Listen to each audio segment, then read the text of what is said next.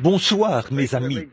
C'est un grand privilège d'être ici ce soir, dans cette salle, pour servir les enfants de Dieu, les malades et les affligés, et pour présenter le salut à ceux qui ne sont pas sauvés. Nous sommes désolés que ce soit notre dernière soirée de cette campagne spéciale, de cette série de réunions, mais nous tenons vraiment à remercier chacun de vous, sans exception, pour votre merveilleuse collaboration, pour tout ce que vous avez fait pour nous. Vous nous avez exprimé votre foi et tout ce que vous avez fait. Nous en sommes reconnaissants du fond du cœur. Seule l'éternité vous fera voir à quel point nous en sommes reconnaissants. Et nous voulons exprimer notre reconnaissance à notre frère Cowbell pour nous avoir parrainés ici en ville et pour la belle collaboration que nous avons eue avec lui et son Église et ses fidèles. Et nous remercions chacun de vous qui êtes venus de divers endroits, de l'Indiana et des environs et des États voisins. On n'en avait même pas fait l'annonce. Je suppose que vous l'avez appris par la poste ou d'une manière ou d'une autre, que ça se passait ici. En effet, nous savions que nous n'aurions pas beaucoup de place dans cette église. Et nous nous sommes dit que, s'il n'y avait vraiment pas assez de place, nous pourrions alors peut-être passer un soir ou deux à la salle. Nous sommes donc reconnaissants à ceux qui nous ont permis d'avoir cette salle ce soir. Nous apprécions le fait qu'ils aient ouvert cet endroit pour les services de ce dimanche soir. Pour la gloire de notre Seigneur Jésus-Christ, nous le remercions. Aussi, juste au moment où j'entrais tout à l'heure, mon frère et Billy et quelques personnes qui se tenaient là, dehors, m'ont dit qu'ils ont recueilli assez de fonds suffisamment pour payer toutes les dettes. Ils ont payé le loyer de l'église, le journal, les concierges de l'église, la musique, toutes les annonces dans les journaux, la diffusion à la radio. Tout a été payé jusqu'à ce soir. Je pense qu'ils en ont reçu suffisamment, donc l'offrande d'amour de ce soir me reviendra. À ce sujet, comme vous le savez, j'ai toujours essayé de garder une bonne réputation par rapport à l'argent. Nous ne faisons pas cela. Et s'il n'y en a pas assez pour subvenir à tous ces besoins, alors je le prélève de mon offrande d'amour. Pour ce qui est de l'offrande d'amour, je n'accepterais même pas ça si je n'étais pas un homme pauvre qui doit vivre comme nous tous devons le faire. Si je pouvais tenir ces réunions d'un bout à l'autre du pays, tout en travaillant, je ne mentionnerai jamais une offrande d'amour pour moi-même. Tout ce que nous demandons, c'est que les dépenses soient payées. Et ce n'est pas qu'à Louisville, c'est ce que nous faisons partout dans le monde. Et aussi longtemps que je vivrai et que Dieu me viendra en aide, ça restera comme ça. Ce n'est pas l'argent. Je ne cherche pas l'argent. J'essaye d'amener les gens à croire au Seigneur Jésus-Christ pour leur salut et pour leur guérison. Vos dîmes et tout que vous avez versé la semaine dernière ont servi à cela. Et d'habitude, le dimanche soir ou le dernier soir de la série de réunions, peu importe le jour, si ça dure une semaine ou 2 semaines, 10 jours, ou peu importe le nombre de jours, on recueille une offrande d'amour pour moi. Et s'il en reste quelque chose, c'est entièrement versé pour les missions à l'étranger. Peut-être que mon secrétaire et les autres qui s'occupent de l'argent et tout sont assis ici en ce moment. Et il y a ma femme et les autres qui savent que c'est la vérité. Et le Dieu Tout-Puissant, qui est notre juge, sait que c'est vrai. Ainsi donc, nous vous remercions pour tout ce que vous avez fait. Alors, comme c'est le dernier soir des réunions, nous partirons demain pour Shreveport, en Louisiane. Et nous commencerons les services là-bas, dans la salle municipale. C'est là que commencera la prochaine série de réunions. Et de là, nous irons à Denver, dans le Colorado, où les hommes d'affaires chrétiens de Denver nous parrainent, dans le cadre d'une campagne. Et je crois que c'est à la ville ou la salle municipale. Aucune église ne parraine cela, juste les hommes d'affaires chrétiens. Et de là, nous irons à Edmonton, en Alberta. Et de là, nous irons à Grande Prairie, en Colombie-Britannique, à Dawson Creek, et jusqu'au pays des Esquimaux. Et de là, nous redescendrons nous recommencerons ici, dans différents États, vers le mois de juin. Ce sera à Des Moines, dans l'Iowa. Puis nous irons au lieu de campement méthodiste, à Cedar Lake, à la convention là-bas. Et ensuite, dans le Pacifique Nord-Ouest. Et de là, Nous irons à Durban, en Afrique du Sud. Cette fois-ci, ce n'est pas mon choix, ma programmation, c'est un « Ainsi dit le Seigneur ». Et nous irons en Afrique, en Inde, en Palestine, au Luxembourg, à Francfort, en Allemagne, à Londres, puis à Paris, et nous reviendrons à la maison. Et partant de là, nous devrions revenir vers janvier ou février, puis nous irons en Nouvelle-Zélande, en Australie et en Orient. Et je m'attends à ce que des prières soient élevées de Louisville, Kentucky, en faveur de ces séries de réunions que nous aurons suivant cet itinéraire. Un de ces jours, s'il m'arrivait de revenir même dans un an, il y en a beaucoup qui sont assis ici ce soir, qui ne seront peut-être plus de ce monde, si je suis épargné. Dans un auditoire de cette taille, de 1000 personnes ou plus, peu importe, il y en aura beaucoup parmi vous qui seront partis. Puis, un de ces glorieux matins, je vous reverrai à la résurrection, quand les saints, les rachetés, seront ramenés sur la terre pour le glorieux millénium. J'espère passer une éternité sans fin avec vous dans le royaume de Dieu, que je représente ici ce soir. Que Dieu vous bénisse tous. Je ne veux oublier personne. Les demoiselles qui jouent de la musique et, tout le monde. Que Dieu vous bénisse. Bon, ce soir, c'est à moi qu'il incombe de parler encore une fois pendant quelques instants. Et je ne sais pas à quelle heure nous devons quitter la salle, mais nous commençons à l'instant à 20h30 et nous allons parler peut-être pendant une demi-heure. Puis nous allons commencer notre ligne de prière et prier pour les malades. Ainsi donc, vous, mes chers amis chrétiens ici de Louisville, Kentucky, de Jeffersonville, de New Albany, un de ces jours, j'aimerais annoncer dans tout le pays la tenue d'une série de réunions et dresser ici une grande tente qui peut accueillir plusieurs milliers de personnes et avoir un réveil à l'ancienne mode. À mon avis, c'est ce dont nous avons besoin à Louisville, d'un réveil à l'ancienne mode, un réveil envoyé par Dieu. Priez, si le Seigneur me conduit dans cette direction, je viendrai. Bon, il y a 2 ou 3 campagnes de guérison en cours dans la ville. C'est pour ça que nous n'en avons pas fait un programme national. Nous sommes juste venus à l'église de Frère Cowbell, vous voyez. Et nous ne sommes pas venus ici pour faire concurrence à ces autres frères. Nous ne croyons pas qu'on doive être en concurrence au sein de la religion de Jésus-Christ. Nous sommes tous frères. Nous travaillons ensemble et faisons tout ce que nous pouvons pour le bien du royaume de Dieu et de chaque Église, de chacune d'elles. Il se peut que nous, les ministres, ayons des points de vue un peu différents, mais pas envers les gens. Nous continuons de croire que le sang de Jésus-Christ nous purifie de toute iniquité. Nous devenons des fils et des filles de Dieu en confessant nos péchés et en acceptant ce sang, quelle que soit l'Église dont vous faites partie. Et nous croyons cela de tout notre cœur. Mes réunions sont toujours inter-évangéliques ou interdénominationnelles. Alors nous espérons que Dieu vous bénira tous. Maintenant, lorsque nous visitons une ville ou un endroit, nous ne sommes pas là pour représenter la guérison divine. Nous ne présentons même pas la guérison divine. Nous présentons Jésus-Christ, le Fils de Dieu. Et quand on présente Jésus-Christ, on présente la guérison divine. En effet, ce sont les attributs de sa mort qui nous procurent le salut et la guérison de nos corps. Et aucun homme n'a en lui la puissance qui puisse guérir quelqu'un d'autre. La guérison a déjà été acquise au calvaire. Et la seule chose que nous pouvons faire, c'est de diriger l'homme où cet unique sacrifice entièrement suffisant a été offert par Jésus-Christ, le Fils de Dieu. Une fois là, nous ne faisons que regarder et vivre. Dieu a pourvu d'un moyen et nous l'acceptons.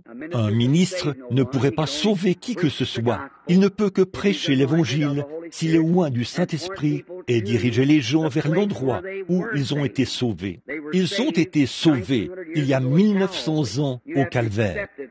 Vous devez l'accepter comme votre sauveur personnel maintenant pour recevoir les bienfaits ou les dividendes de sa mort et profiter des attributs de ce pourquoi il est mort. Eh bien, c'est pareil pour la guérison divine. Il était blessé pour nos transgressions, brisé pour notre iniquité. Le châtiment qui nous donne la paix est tombé sur lui. C'est par ses meurtrissures que nous avons été guéris. Tout cela le même jour, part le même homme. Ils sont indissociables, ils sont parallèles l'un à l'autre. Le sang qui coulait de son dos et celui qui coulait de ses blessures se sont mélangés et ont ruisselé sur ses pieds. Vous voyez, c'est ça, le salut, la guérison, la paix, la satisfaction, la joie, tout ce dont nous avons besoin au cours de notre voyage terrestre a été pourvu au calvaire. Et Dieu prendra soin de tous ceux qui l'accepteront sur ses bases et qui le croiront de tout leur cœur.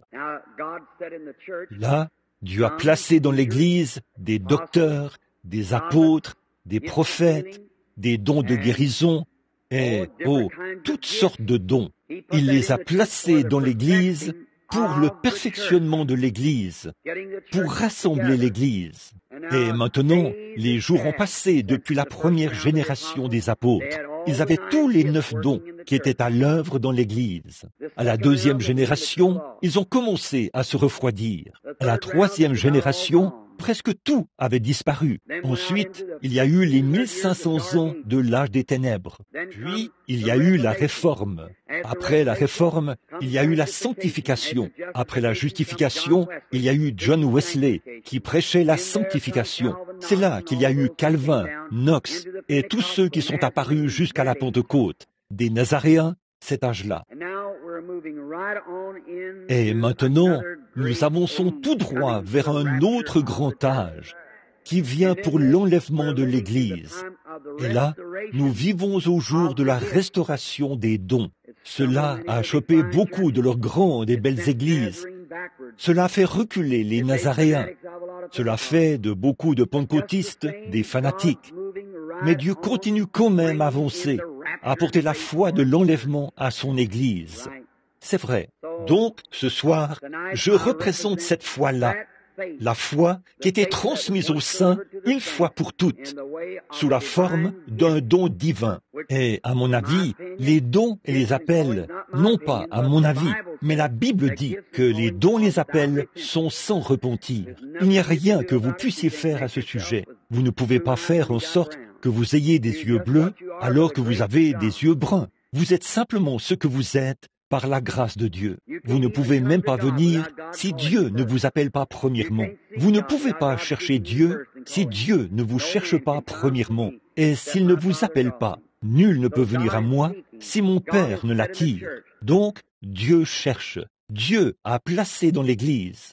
Et puis, depuis ma tendre enfance, je suis né ici, dans l'État du Kentucky. Des visions me viennent naturellement, comme manger ou quoi que ce soit d'autre. Ça vient simplement selon que Dieu le veut. Il les donne. Je fais simplement ce qu'il me dit de faire. J'ai certainement de nombreux critiques. Il y a beaucoup de gens qui ne croient pas à cela. Peu importe ce qui arriverait, ils n'y croiraient pas de toute façon. Je m'attends à voir ça. Et si je n'avais pas ça, je m'avancerais à un hôtel quelque part et je dirais, « Seigneur bien-aimé, qu'est-ce qui ne va pas chez moi ?» Car tous ceux qui vivent pieusement en Jésus-Christ seront persécutés. C'est vrai, nous devons subir cela. C'est vrai. Donc, Jésus l'a subi et il a dit, si lui qui pouvait se tenir devant son auditoire et savoir ce qui n'allait pas chez les gens et savoir s'ils étaient guéris ou pas, et quelqu'un l'a touché avec foi. Quand il s'est retourné, il a dit, qui m'a touché? Il a dit, ta foi t'a sauvé. Maintenant, ta perte de sang s'est arrêtée. Ta foi t'a guéri. Une fois, une femme est venue à lui, où il se tenait là où elle se trouvait, près d'un point d'eau, ou d'une source, d'un puits, du puits de Jacob. Une femme est venue, et il a échangé avec elle pendant quelques instants, jusqu'à ce qu'il trouve son problème. Il a dit, va chercher ton mari. Elle a dit, je n'en ai pas. Il a dit, c'est vrai, tu en as 5. Quand il était ici, il savait où se trouvait un poisson qui avait une pièce de monnaie dans la bouche. Il savait où se trouvaient 2 mulets attelés au carrefour. Et il savait à quel endroit un homme porterait une cruche. Il savait beaucoup de choses. Il connaissait Philippe quand il est venu à lui. Il savait qu'avant de venir, il avait prié sous un arbre. Il savait qu'il était un homme bon et juste. Mais il a dit, d'après ses propres paroles, « Je ne peux rien faire de moi-même, tant que le Père ne m'a pas montré ce qu'il faut faire. » Que tous ceux qui croient cette écriture disent « Amen ». C'est ça, Jean 5, 19. Il est passé près d'une grande foule. Il y avait 2 ou 3 000 personnes là. des infirmes, des déformés, des estropiés, des boiteux, des aveugles, des paralytiques. Bien qu'il était plein d'amour et de compassion, il est passé à côté de tous ces gens. Il a guéri un homme qui avait un genre de petite maladie. Oh, je ne sais pas. Il se peut qu'il ait juste été sujet à de mauvais rhumes. Pour autant que je sache, ça, il en souffrait depuis 38 ans. Ça n'allait pas lui faire du mal ou le tuer. Ça faisait longtemps qu'il en souffrait. Il a guéri cet homme et est parti, laissant cette foule couchée là. Et lorsqu'on lui a posé la question, il a dit « Je ne peux rien faire de moi-même. Je ne fais que ce que je vois faire au Père. » Or, parfois, les gens voulaient qu'il fasse le bouffon avec cela. Quand ils voyaient qu'il avait cette puissance, ils le lui demandaient. Hérode a dit « Fais un miracle pour moi, que je te vois faire quelque chose. » Et il lui a demandé de parler pour sa défense. Il s'est tenu là, comme muet devant ceux qui le tondaient, comme une brebis muette devant ceux qui la tondent. Un jour, ils lui ont entouré la tête d'un morceau d'étoffe. Un groupe de soldats qui critiquaient, et ils l'ont frappé sur la tête, et ont dit, « Eh bien, si tu es prophète, si tu sais toutes ces choses, et ainsi de suite, dis-nous qui t'a frappé. Fais un miracle pour nous. » Quand Satan l'a rencontré la première fois, Satan a dit, « Maintenant, si tu fais un miracle pour moi, je croirai que tu es le Fils de Dieu. Change ces pierres en pain, que je te vois le faire. » Jésus lui a simplement cité l'Écriture. En fait, chaque fois, Satan voulait le voir faire un miracle. Les gens qui sont possédés par Satan veulent le voir. Fais quelque chose pour moi, que je te vois guérir celui-ci. Laisse-moi te faire une égratignure sur la main. Si tu la guéris, je te croirai. Voilà, c'est ça. Le même mauvais esprit qui a dit, « Descends de la croix maintenant, et nous te croirons. Tes mains sont clouées là-haut. Tu appelles Élie, qu'on le voit te délivrer maintenant. Si tu as trouvé tant de grâce devant lui, devant Dieu, qu'on le voit te délivrer. Descends de la croix, et nous te croirons. Fais un miracle devant nous. » Les miracles ont toujours déconcerté l'incroyant. Mais n'empêche que notre Père Céleste est tout de même un Dieu qui opère des miracles. C'est tout. Partout où il a toujours été, quel qu'ait été son ministère, partout où il a envoyé ses ministres, il y a eu des signes, des prodiges et des miracles. Maintenant, que le Seigneur vous bénisse, alors que je lis un passage de l'Écriture ici pendant quelques instants. Puis, nous allons commencer le service et passer ensuite directement au service de guérison. Maintenant, regardez, Jésus, quand il était ici sur terre, il a dit, « Voici, vous ferez, vous aussi, les choses que je fais. Vous en ferez davantage, ou de plus grandes, car je m'en vais à mon Père. » Encore un peu de temps. Je cite Jésus. Encore un peu de temps, et le monde ne me verra plus. Mais vous, vous me verrez, car je serai avec vous et même en vous jusqu'à la fin du monde. Jésus-Christ, le même hier, aujourd'hui et éternellement. Combien de chrétiens ici présents ce soir croient de tout leur cœur que Jésus-Christ est ressuscité des morts et qu'il est vivant ce soir? Levez la main. Eh bien, s'il est le même hier, aujourd'hui, éternellement, ne produira-t-il pas ce soir dans son Église la même chose qu'il a faite dans son Église quand il était dans la chair ici sur terre? Voyez, c'est juste, le Saint-Esprit, c'est l'Esprit de Jésus-Christ. Il est ici sous une forme spirituelle, tout aussi vivant qu'il l'a toujours été. Ici, il vit en nous, accomplissant les choses qu'il faisait quand il était ici sur terre, en guise de confirmation de sa présence parmi nous. Je serai avec vous, et même en vous, jusqu'à la fin du monde. Que le Seigneur vous bénisse. Prions. Père Céleste, ce soir, reçois la gloire, Père Céleste, des efforts que nous essayons de déployer pour ta gloire. À présent, voici la parole posée ici, sur la chair. Elle est ouverte. Mais qui peut la comprendre? Alors qu'elle est écrite par inspiration, il était promis qu'elle serait cachée aux yeux des sages et des intelligents et révélée aux enfants qui seraient disposés à apprendre. Or, nous te prions, Père, de permettre que nous nous considérions comme des enfants qui ne savent rien, afin que nous puissions apprendre des choses par la révélation du Saint-Esprit. Puisse-t-il prendre la parole de Dieu maintenant et la donner à chaque heure, selon nos besoins, car c'est en son nom que nous le demandons. Amen. Dans Genèse, il fait un peu chaud ici en haut. Je suppose que c'est aussi le cas dans l'auditoire. Si les concierges voulaient bien augmenter un peu le débit d'air dans le bâtiment pour que les gens soient un peu plus à l'aise, j'en vois qui s'éventent. Maintenant, dans Genèse chapitre 22, je veux attirer votre attention sur quelques mots ici dans l'Évangile, alors que nous terminons cette série de réunions. J'aime toujours dire ou lire un peu de cette parole, parce que cette parole ne passera jamais, et elle est éternelle, à perpétuité. Et ce soir, si j'avais quoi que ce soit à dire en guise de sujet, j'aimerais parler de ceci. Dieu a pourvu d'un moyen. Il a pourvu d'un moyen pour s'approcher de lui, il a pourvu d'un moyen d'échapper, et il a pourvu d'un moyen pour tout ce dont nous avons besoin. Si seulement nous pouvons trouver ce moyen que Dieu a pourvu, alors nous sommes sûrs d'y parvenir. Si ce bâtiment a été fourni ici pour prendre soin pour nous protéger de la pluie, alors tant que nous sommes dans le bâtiment, nous sommes à l'abri de la pluie. Si Dieu a pourvu d'un moyen pour le salut et que nous parvenons à trouver ce moyen qui était pourvu, nous pouvons obtenir le salut. Si Dieu a pourvu d'un moyen pour la guérison divine, si nous parvenons à découvrir, à trouver ce moyen, nous obtenons la guérison divine. S'il a fourni la paix à ceux qui sont instables, alors si nous suivons cette voie jusqu'à trouver le moyen qu'il a pourvu, nous pouvons obtenir la paix. Maintenant, lisons à partir du verset 7 du chapitre 22. Remarquez ceci maintenant. C'est une glorieuse histoire dramatique que nous avons là. Et Isaac parla à Abraham son père et dit, « Père !» Et il dit, « Me voici mon fils. » Il dit, « Voici le feu et le bois. Mais où est l'agneau pour l'Holocauste ?» Et Abraham dit, « Mon fils, Dieu se pourvoira lui-même de l'agneau pour l'Holocauste. » Que le Seigneur ajoute ses bénédictions à la lecture de cette parole. Je pourrais aussi ajouter ceci, lire le verset 14, en réponse à cela. Abraham appela le nom de ce lieu-là Jéhovah Jireh. Comme on dit aujourd'hui, en la montagne de l'Éternel, y sera-t-il pourvu. Jéhovah Jireh était le nom de rédemption de Dieu.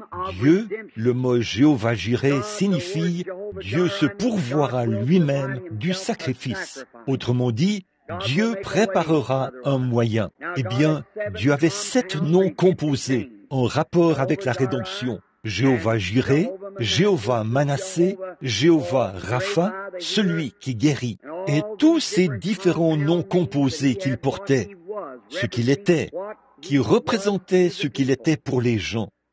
Et ce sacrifice qui était pourvu ce soir, Jéhovah Jireh, l'Éternel se pourvoira lui-même de l'agneau. Alors que nous abordons maintenant cette glorieuse histoire dramatique que nous avons sous les yeux, puisse le Saint-Esprit prendre ces quelques paroles qui seront prononcées et les ancrer dans chaque cœur.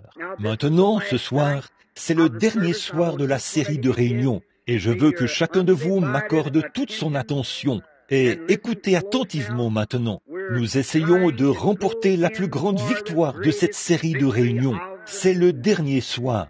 D'habitude, il y a plus de gens qui sont guéris le dernier soir que dans toutes les réunions précédentes. C'est la grande attente. Satan combat plus férocement. Tout a l'air d'aller mal, parce que Satan essaie de maintenir ces gens sous pression et tout, afin de pouvoir les éloigner de cette grande période de tension dans laquelle nous entrons maintenant. Comme qui dirait, ce grand moment où on donne le coup décisif. Il est déjà battu, acculé au mur. Il a été démasqué et tous ses artifices ont été démasqués. Et des hommes et des femmes ont accepté Jésus-Christ comme leur sauveur. Des personnes atteintes de cancer et de tumeurs et tout ont été guéries. Et les attestations de médecins qui prouvent que c'est la vérité. Voici en ce moment un groupe de gens assis ici ce soir qui sont dans une grande attente. Quant à Satan, s'il peut troubler votre pensée, voilà tout ce qu'il a à faire. Mais avançons pour donner le coup décisif maintenant même, pour complètement chasser Satan et toutes ses puissances de ce bâtiment, afin que Dieu puisse circuler librement pour guérir chaque personne malade pour la gloire de Dieu. Alors, le patriarche Abraham est sorti de Chidéan, loin de la tour de Babel. Son père et lui ont fait route vers la plaine. Et Abraham, âgé d'environ 75 ans, là, Dieu a appelé Abraham par élection et l'a fait sortir de son propre pays et lui a dit qu'il aurait un enfant de sa femme, Sarah, qui avait 65 ans à l'époque. Dieu a fait la promesse. Je veux que vous voyez combien les promesses de Dieu sont si réelles pour ceux qui les acceptent. Et il lui a dit ce qu'il allait faire. Il est parti sans savoir où il allait, mais il a séjourné dans un pays étranger. Dieu, quand il appelle les gens, il exige une séparation totale d'avec toutes les choses du monde, un anéantissement des choses du monde. Séparez-vous et Dieu vous bénira. Sortez du milieu d'eux. Ne participez pas à leurs péchés. Ne vous mettez pas sous un joug avec des incroyants, mais mettez-vous sous un joug avec les croyants, les concitoyens du royaume. Et Abraham a dû prendre sa femme et quitter le pays. Mais par la foi, il a cru Dieu. On ne saurait trouver une explication logique à cela. Il n'y a aucun moyen d'expliquer comment cela aurait pu être possible pour lui, que cette femme qui avait vécu avec lui depuis qu'elle était une jeune fille, et que tous les deux étaient jeunes et en bonne santé, pendant tout ce temps, jusqu'à ce qu'elle ait 40, 50, 60 ans, qu'elle avait probablement passé la ménopause, depuis 25 ans. Et là, Dieu disait, « Tu auras un enfant de cette femme. » Et Abraham a cru Dieu, contre toute logique, contre toute recherche scientifique, même aujourd'hui. Comment une femme de 65 ans pourrait-elle avoir un enfant? Mais Dieu a dit qu'elle l'aurait, et Abraham a cru cela. Alors, il est parti sans savoir où il allait. Et finalement, quand Sarah avait presque 100 ans, Abraham continuait de croire. Je veux que vous voyiez cela. Il continuait de croire que Dieu allait tenir sa promesse. Il avait tout préparé pour accueillir l'enfant. Et finalement, le petit est arrivé. C'est toujours ainsi que Dieu procède. Il a fait naître cet enfant juste au bon moment. Vous voyez, plus le délai était long, plus Abraham se disait, « Eh bien, je ne l'ai pas obtenu aujourd'hui, je ne l'ai pas obtenu ce mois-ci, je ne l'ai pas obtenu le mois dernier. Mais peu importe combien de temps ça prend, plus c'est long, plus je prends de l'âge, plus le miracle sera grand. » Louez Dieu pour cela. Au lieu de s'affaiblir comme nous le serions, on prie pour vous ce soir et vous êtes guéris. Vous dites que cela a empiré le lendemain. Vous dites, oh, eh bien, ça ne vaut rien. C'est pour ça. Vous n'arrivez pas à garder la parole de Dieu. Je serre ta parole dans mon cœur, ô Seigneur. C'est David. Serrez la parole de Dieu dans votre cœur. Alors Dieu tiendra cette parole. Dieu doit tenir sa parole. Dieu n'est pas obligé de guérir pour prouver sa puissance, mais il est obligé de guérir pour tenir sa parole. C'est vrai, Dieu n'a pas à prouver quoi que ce soit. Il est Dieu. Mais ce qu'il dit, il est tenu d'exécuter sa parole. C'est pareil pour vous et moi. Nous sommes tenus de respecter notre parole, et Dieu est tenu d'exécuter sa parole. Donc, si la guérison divine est dans la parole, c'est réglé. S'il a été blessé pour nos transgressions, et par ses meurtrissures, nous avons été guéris. C'était ça, le sacrifice. C'est réglé. En ce qui me concerne, c'est tout. Si Dieu l'a fait là, et s'il a promis qu'il le ferait, c'est réglé. C'est ce qu'il en était pour Abraham. Quoi qu'il arrivât, Abraham croyait quand même cela. Peut-être avait-il tout préparé pour accueillir le petit enfant, et Dieu l'a laissé dans la tente jusqu'à ce qu'il ait 100 ans. Puis, il a fait que Sarah et lui redeviennent une jeune femme et un jeune homme. Et il leur a donné l'enfant. Voilà, quel beau tableau nous avons là devant nous, que nous contemplons. Voici que ce jeune homme a maintenant environ 16 ou 17 ans. Le cœur même de ce vieil homme et de cette vieille femme, un charmant petit enfant. Alors Dieu parle à Abraham un soir et lui dit, « Abraham, emmène-le là-haut sur la montagne et offre-le. Tue-le. » Et pourtant, Dieu avait promis à Abraham que, par Isaac, toutes les nations du monde seraient bénies. Comment pouvait-il maintenant Après toutes ces années d'attente en croyant, maintenant, après tout ce temps, comment le bébé, le seul espoir quant à la promesse de Dieu, et voici que Dieu disait à Abraham de détruire tout l'espoir qui lui restait. Vous voyez comment Dieu agit par des tests. Dieu permet parfois que votre situation empire un peu après qu'on a prié pour vous, juste pour vous tester. Les tests et les épreuves de la foi.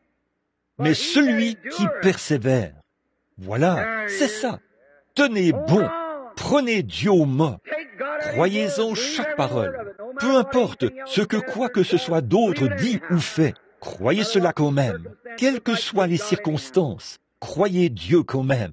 Alors là, Dieu lui a dit, prends le garçon et emmène-le là-haut. Je vais bénir le monde entier par lui. Tu as attendu pendant toutes ces années. Maintenant, tu as 100 ans, environ 116, 118 ans. Maintenant, je veux que tu prennes ce jeune homme, que tu l'emmènes là-haut sur la colline et que tu le tues. Oh là là, ça semblait très étrange, déraisonnable, que Dieu demande à Abraham de faire périr son fils unique. Mais maintenant, derrière cette histoire, nous voyons le tableau qu'il était en train de peindre. Dieu qui donne son fils unique. Abraham n'avait pas voulu le dire à sa mère, puisque cela lui aurait certainement brisé le cœur. Il a sellé des mulets, a pris quelques serviteurs et s'est dirigé vers la montagne. J'aime vraiment cette partie-ci. Puis il s'est approché du lieu où se trouvait la montagne. Et il a dit au serviteur, « Toi, attends ici. Le jeune homme et moi, nous irons là-bas pour adorer. Puis, le jeune homme et moi, nous reviendrons. » Comment allait-il revenir alors qu'il y allait pour le tuer? Mais Abraham savait une chose, c'est il l'avait reçu dans une préfiguration, comme quelqu'un d'entre les morts, et Dieu était capable de le ressusciter des morts. Dieu pourvoirait d'un moyen d'échapper, d'une manière ou d'une autre. Comment? Il ne le savait pas. Dieu lui avait dit de l'amener là-bas pour le tuer, et c'était la seule chose qu'il avait à faire. Toi, attends ici. Le jeune homme et moi irons là-bas pour adorer. Puis, le jeune homme et moi reviendrons. Remarquez, le petit Isaac a porté le bois et a gravi la colline. Le père le conduisait. Isaac le suivait avec le bois sur le dos. Regardez ça, une magnifique image de près de 800 ans plus tard. Dieu qui conduirait au calvaire son propre fils, qui porterait le bois sur son dos afin de l'offrir en sacrifice. Une image de Dieu qui pourvoirait d'un moyen d'échapper.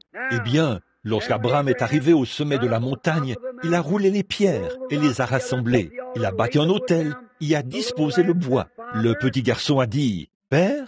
Il a répondu, « Me voici, fiston. » Il a dit, « Voici l'autel, voici le bois. Mais où est l'agneau pour le sacrifice ?» Et Abraham, d'une voix tremblante, a dit, « Dieu pourvoira de l'agneau pour le sacrifice. » Regardez ce moment sombre. Pourtant, la foi pure ne lui permettait pas de douter de Dieu. Remarquez, oh, il m'arrive parfois de regarder cette histoire et de pleurer de joie. Abraham a lié les mains de son propre fils et l'a mis sur l'autel. Il a retiré le couteau de sa ceinture et il était prêt à ôter la vie à son fils parce que Dieu lui avait dit de le faire. Et à ce moment-là, une voix venant du ciel s'est écriée. Elle a dit, « Abraham, n'avance pas ta main. » Et là, le Saint-Esprit lui a saisi la main et a dit, « Je vois que tu n'as pas refusé ton propre fils. Je sais que tu m'aimes. » Et à peu près à ce moment-là, quelque chose s'est mis à bêler dans le désert. Pris là-bas, un petit bélier se trouvait là. Dieu a pourvu du sacrifice. Regardez bien, un bélier. Il fallait que ce soit un mouton, un mâle, un bélier, un type de Christ qui prendrait la place de la mort. Voilà le sacrifice pourvu par Dieu. Et Abraham a offert ce sacrifice à la place d'Isaac. Quelle magnifique image, là. Remarquez, Dieu a toujours pourvu d'un moyen. Il pourvoira d'un moyen ce soir, pour chacun de vous. Et Israël, quand ils étaient en Égypte, ils étaient en esclavage. et ils avaient des ennuis. Et ils se sont mis à crier à Dieu pour réclamer la délivrance. Remarquez, Dieu ne pourvoit que lorsque nous sommes dans la parole de Dieu. Israël avait la parole de Dieu qui leur disait qu'ils partiraient de là un jour. Alors, ils se sont mis à crier à Dieu selon la volonté de Dieu, pour que Dieu pourvoie à ce qu'il avait promis de faire. Voilà, c'est cela. Lorsque vous priez pour demander quelque chose qui est en dehors de la volonté de Dieu, vous ne pouvez pas avoir la foi pour cela. Mais si Dieu promet quelque chose, je crois qu'il tiendra sa parole. Donc, il le savait. C'est pour cela qu'Abraham savait que Dieu le délivrerait d'une manière ou d'une autre, parce qu'il avait promis que par Isaac, toutes les nations du monde seraient bénies. Là-bas, en Égypte, les enfants d'Israël savaient que Dieu leur avait promis la délivrance. Alors, ils se sont mis à prier pour obtenir l'effet de la promesse. Vous dites, frère Branham, quant à la guérison divine, si je savais que Dieu a promis cela, très bien, prenons ceci un instant. Jacques 5, 14. S'il n'y a pas de campagne de guérison quelque part dans la ville, il a dit, si quelqu'un parmi vous est malade, qu'il appelle les anciens de l'Église, qu'on loigne d'huile et qu'on prie pour lui. La prière de la foi sauvera le malade. C'est la parole de Dieu, le moyen pourvu par Dieu. C'est vrai. Remarquez, quand Israël s'est mis à crier, Dieu s'est mis à écouter et il a pourvu d'un moyen d'échapper. Il leur a envoyé Moïse. Comme c'était étrange, après avoir réclamé la délivrance à grands cris, quand la délivrance leur a été apportée, ils ne l'ont pas reconnue. Ils l'ont refusé. Et ils ont dû souffrir encore 40 ans. N'est-ce pas là un exemple typique d'aujourd'hui? Dieu vous apporte quelque chose et vous en avez peur.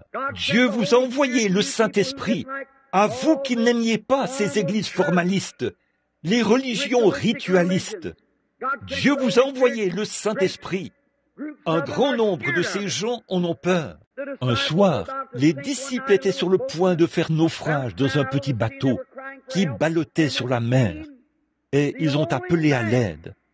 Quand ils ont vu venir le seul homme qui pouvait calmer les vagues, ils ont eu peur de lui et ont cru qu'il était un fantôme. Le seul espoir qu'ils avaient, ils en ont eu peur.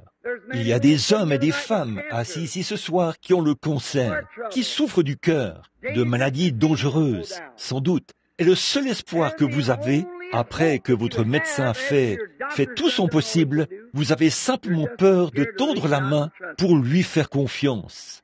N'ayez pas peur. Acceptez sa parole. Tenez-vous là. C'est le moyen que Dieu a pourvu pour vous. C'est dans ce but que Dieu vous a envoyé ici ce soir. Il ne vous a pas envoyé ici ce soir pour que je prie pour vous. Il vous a envoyé ici ce soir pour que vous acceptiez le moyen qu'il a pourvu. Jésus-Christ, le sacrifice expiatoire pour le péché et la maladie. J'espère que vous saisissez. Remarquez, ils ont réclamé la délivrance à grands cris. Dieu leur a envoyé la délivrance. Ils ont dû attendre encore 40 ans avant de la recevoir. Dans le désert, Dieu avait promis qu'il pourvoirait à tout ce dont ils avaient besoin. Ils n'avaient plus de pain. Et le même Jéhovah Jireh, Dieu pourvoira du sacrifice pour Abraham. 400 ans plus tard, il était toujours Jéhovah Jireh pour pourvoir à tout ce dont ses enfants avaient besoin. Voilà, c'est ça. Je veux que ça descende très profondément, sous la 5e côte du côté gauche. Écoutez, il est toujours Jéhovah Jireh, le sacrifice pourvu par l'Éternel. Acceptez-le. N'essayez pas de raisonner la chose. N'essayez pas de raisonner. Vous ne pouvez pas raisonner. Les moyens de Dieu, on ne peut pas les comprendre. On ne raisonne pas au sujet de Dieu. On ne le connaît pas par la connaissance. On ne le connaît pas par l'instruction. On le connaît par une seule chose, la foi. On ne peut pas raisonner. Il est déraisonnable de croire qu'on puisse raisonner la chose. On ne le peut pas. On doit simplement l'accepter. Remarquez, encore, en ce moment vraiment particulier, il manquait de pain. Qu'allait-il faire? Si Dieu leur avait dit qu'ils allaient au pays promis, C'était à Dieu de prendre soin d'eux jusqu'à ce qu'ils y arrivent. Et ce même Jéhovah Jireh était là avec eux. Et puis, quand ils ont manqué de pain, Jéhovah Jireh a pourvu d'un moyen pour qu'ils aient du pain pendant tout leur voyage dans le désert. La manne tombait du ciel. Ils ont manqué d'eau. À quoi bon s'inquiéter? Jéhovah Jireh, le sacrifice pourvu par l'Éternel, était là avec eux. Et il a frappé le rocher.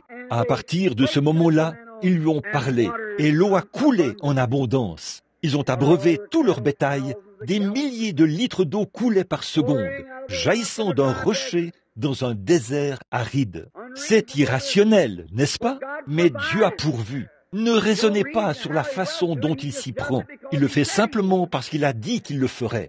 Comment un patient qui est étendu là, se mourant du cancer, et à qui les meilleurs médecins ont dit qu'il n'y a aucun espoir, comment pourrait-il guérir? C'est irrationnel.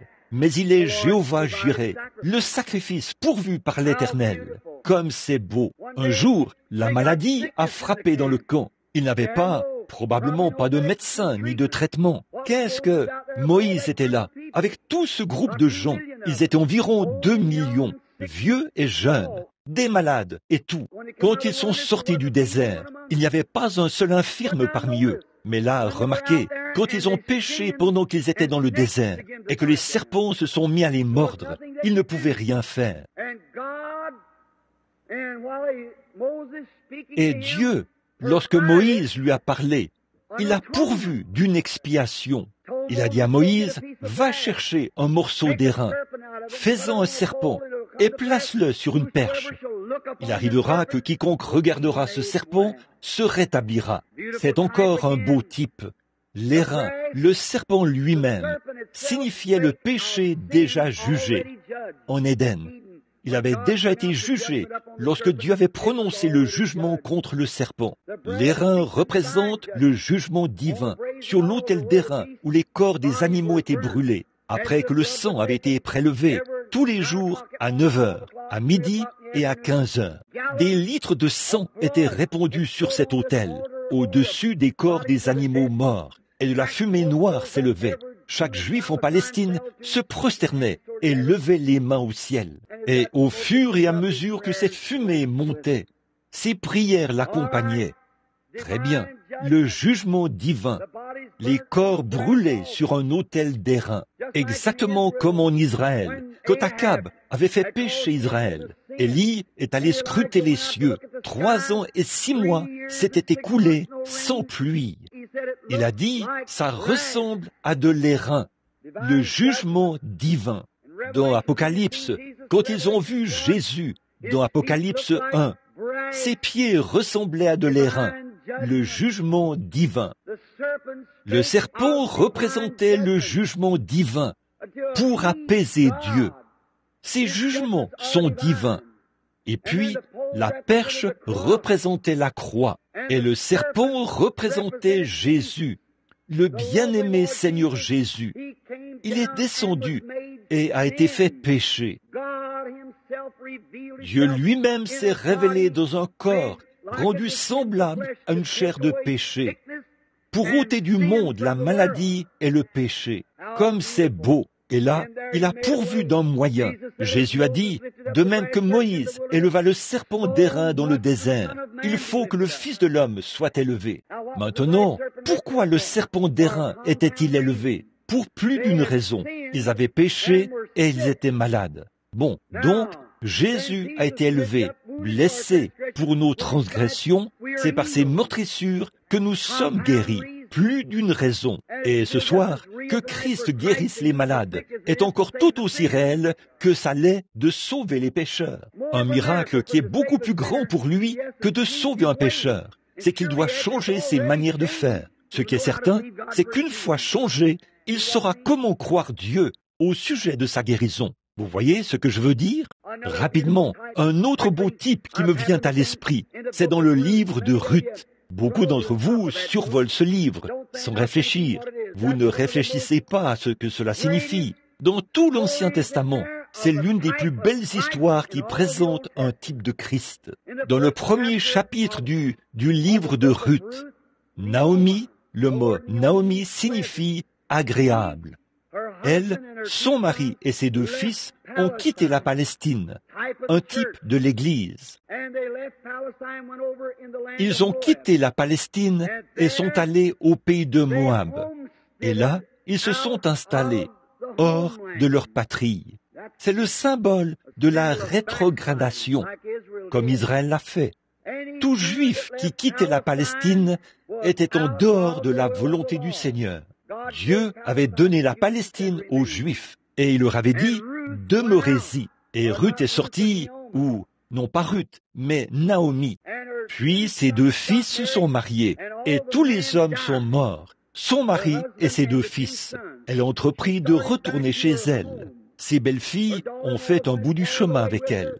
L'une d'elles a levé les yeux et a considéré sa patrie. Elle est repartie.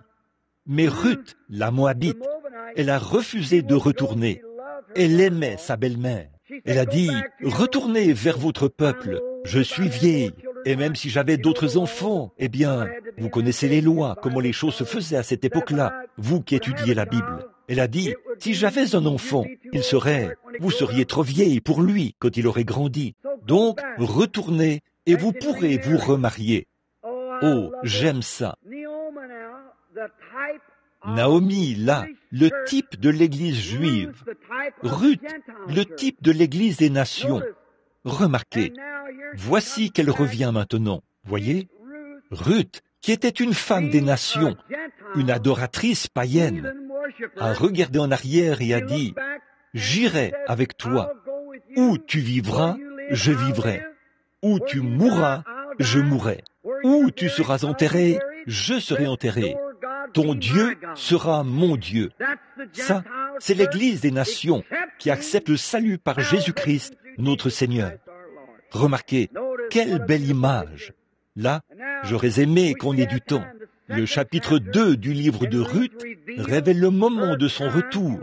Quand elle est revenue, c'était tout juste au moment de la moisson, de la saison des orges. Et quand elle a vu, quand ses yeux ont vu sa patrie, elle a pleuré. Je désire ardemment entrer en Palestine. Vous voyez, ces personnes pleuraient en voyant leur patrie. Ces Juifs affluent en Palestine par milliers. C'est le calendrier du jour, frère. Je vous le dis, nous vivons au bout du chemin. Je ne serais pas du tout surpris que beaucoup de ceux qui sont assis ici et qui sont âgés voient ce temps où il ne restera pas pierre sur pierre à Louisville, dans le Kentucky. Ce sera peut-être dans un an. Je ne sais pas. Ne dites pas que j'ai dit dans un an. Je ne sais pas. Personne ne le sait. Mais nous sommes au bout du chemin. Ça, je le sais. Ces bombes à hydrogène et ces choses sont prêtes à exploser d'un moment à l'autre. Les Juifs retournent à Jérusalem. Et l'étoile de David à 6 branches, le drapeau le plus ancien du monde, flotte à Jérusalem pour la première fois depuis 2000 ans. Un signe du temps. Et remarquez, c'est exactement comme Naomi, qui avait perdu tout ce qu'elle avait et qui était revenue tout juste à la saison des orges. Et aujourd'hui, la Palestine est en train de fleurir comme une rose. On y trouve certaines des plus grandes choses, des richesses de tous les pays du monde. Des produits chimiques qu'on a trouvés dans la mer morte sont d'une valeur inestimable. La Palestine, le plus grand pays d'agrumes, on y cultive des citrons qui pèsent près de 2 kilos. Pensez-y, tout cela accomplit la parole divine de Dieu. Ils rentrent chez eux. Les Juifs sont en train d'y retourner à la saison des orges. Elle a levé les mains et a pleuré. Et les gens ont dit, « Voici Naomi qui revient. » Elle a dit, « Ne m'appelez pas Naomi, car Dieu m'a durement affligé, sans savoir ce qu'elle amenait avec elle. » Le Juif est loin de se douter qu'en rejetant Jésus, il a tout simplement donné aux gens des nations la possibilité d'entrer. Oh, j'aime vraiment ça. Remarquez, donc, quand elle a levé les yeux, elle a pleuré. Et remarquez, alors il fallait qu'elle, tout son héritage lui avait été ôté. Alors, Il leur fallait subvenir à leurs besoins. Ruth, qui était une jeune femme ravissante, est allée dans les champs de Bose pour glaner. C'est ce que faisaient les paysans, les pauvres. Je veux vous faire remarquer de quel type est l'Église. C'est une Église pauvre.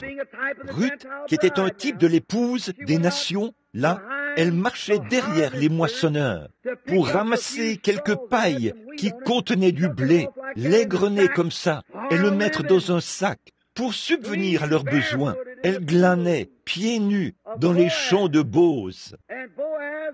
Et Bose était le Seigneur de la moisson. Il représentait Jésus-Christ, le Fils de Dieu. Remarquez, le grand Seigneur de la moisson. Et il est venu pour parcourir ces champs du regard. Il a vu les glaneurs qui étaient là. Il a vu les moissonneurs. Dès qu'il a posé les yeux sur Ruth, il est tombé amoureux d'elle. Christ, de son Église. Il a dit, « Qui est cette jeune fille qui glane dans les champs ?» Ils lui ont dit, « Ruth. » On l'a ramenée. L'Église juive, sous la conduite de la colonne de feu, sous la conduite de Jéhovah, a ouvert le chemin par l'Ancien Testament aux chrétiens remplis du Saint-Esprit du Nouveau Testament. Ils l'ont amené avec eux. Oh, si nous avions le temps de nous arrêter un peu là-dessus. Remarquez leur retour. Puis il a dit qu'elle vienne s'asseoir à l'ombre et qu'elle mange avec nous. Oh, si nous avions le temps d'insister là-dessus. Remarquez, par la suite, Bose l'a observée et a vu qu'elle était une femme vertueuse. Ça, c'était certainement la sainteté. Alors, il a fait le tour pour donner des instructions à tous les moissonneurs. Il leur a dit, « Bon, quant à vous, lorsque cette jeune fille marchera derrière vous, sans qu'elle le sache, il a dit, mais là, lorsqu'elle sera derrière vous, de temps en temps, laissez tomber une poignée supplémentaire pour qu'elle puisse la ramasser. Oh là là! Allez, ça et là, tenir une petite réunion par ici, puis une réunion de prière dans un foyer, se faire ridiculiser, être tourné en dérision par les autres moissonneurs, ramasser une paille ça et là et l'égrener. Avoir une petite bénédiction ici et rouler sur une distance de 80 km pour en avoir une autre. Mais je suis si reconnaissant d'avoir une grosse poignée de gens, de temps en temps. La petite église, née de nouveau, qu'on trouve dans un réveil à l'ancienne mode. Une poignée. Lorsqu'elle ramassait cela, je suppose, elle a dit que le Seigneur soit béni. Elle les égrenait. Et le soir, elle en avait un sac plein. Bose, qui représentait Christ, s'est rapidement rendu à la ville. Il ne voulait pas que cette jeune fille lui échappe. Il a dit, « À qui appartient-elle » On lui a dit, « À Naomi. » Et l'Église juive orthodoxe a donné naissance à l'Église des nations. C'est vrai. Il a dit, « Qui est-elle » On lui a dit, « Elle appartient à Naomi. » Alors elle va. Puis il s'en va. Il dit, « Maintenant, il me faut racheter tout ce qu'elle possède. » Or, selon la loi de la rédemption, dans l'Ancien Testament, il fallait que ce soit fait par un parent rédempteur. Selon l'exigence de la loi, ce n'est pas n'importe qui pouvait racheter des biens perdus. Mais il fallait que ce soit un parent. En plus, il fallait que ce soit quelqu'un qui avait les moyens de la racheter, qu'il soit suffisamment digne pour la racheter, qu'il en ait la capacité financière. Comme c'est beau! Oh là là! Christ, digne, doublement digne. Le roi du ciel, qui voit la petite église remplie du Saint-Esprit et qui laisse tomber une petite poignée de temps en temps. Remarquez, le seul moyen pour Dieu de racheter, c'était que Dieu descende et devienne notre parent. Dieu était esprit. Dieu est descendu et s'est fait chair. Dieu était en Christ, réconciliant le monde avec lui-même. Puis, pour racheter l'homme, il lui fallait devenir homme, un parent. Pouvez-vous imaginer la divinité qui descend, faite chair? L'amour. Que ferait un jeune homme pour sa jeune épouse qu'il veut prendre pour chérie? Il est aveugle, il est prêt à tout. Oui, monsieur, il la veut. Rien ne peut l'arrêter. Il est déterminé à la voir. C'est ce que Dieu a fait quand il a vu l'Église. Il l'a aimée. Rien ne pouvait l'arrêter. Il était prêt à donner sa vie et Dieu est descendu dans un corps de chair. Digne, le roi du ciel s'est fait parent. Alors, Dieu, après qu'il est venu dans la chair, en Jésus-Christ, il est devenu un parent rédempteur. Observez Bose. Là, avant qu'il puisse la voir, il a dû demander s'il y avait quelqu'un, un proche parent, qui pouvait prendre cela, l'apprendre. Ainsi, personne ne pouvait le faire. Alors, il a dû rendre un témoignage public devant Israël pour faire savoir qu'il avait racheté Naomi. Et il a racheté Naomi afin d'obtenir Ruth. Oh là là! Il est venu chez les siens et les siens ne l'ont pas reçu. Mais il fallait qu'il rachète Naomi afin d'obtenir Ruth. Voyez, oh, quelle belle image! Dites-moi que la parole de Dieu n'est pas inspirée. Chaque parcelle de cela parle de la venue. Et entre-temps, Ruth attendait.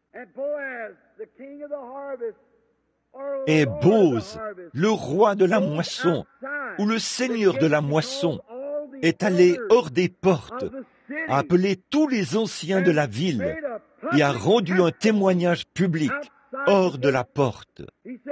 Il a dit, « Vous tous, observez bien ceci. » Il a ôté son soulier, il l'a enlevé devant eux, en guise de témoignage.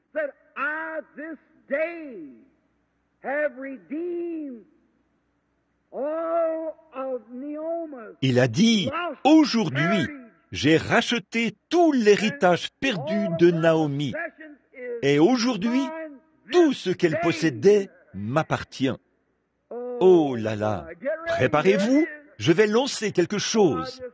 Oh, je sens que quelque chose est en train d'agir. Remarquez, Christ, devant les anciens d'Israël, a été mené hors des portes de la ville et a rendu témoignage. Il a été blessé pour nos transgressions. C'est par ses meurtrissures que nous avons été guéris. Un témoignage public. Il a racheté l'Église. De quoi? De ce qu'elle avait perdu. Dans le jardin d'Éden, nous ne connaissions pas la maladie. Dans le jardin d'Éden, nous ne connaissions pas le péché. Dans le jardin d'Éden, nous ne connaissions pas la mort. Et Dieu a tant aimé le monde qu'il a donné son Fils unique. Et il a rendu témoignage hors de la porte qu'il avait pourvu d'un moyen d'échapper à tous ceux qui voulaient venir. Quelle belle image! J'espère que vous le voyez. Maintenant, que le Seigneur soit béni. Et d'après ce que je vois, peut-être que mon temps s'écoule rapidement.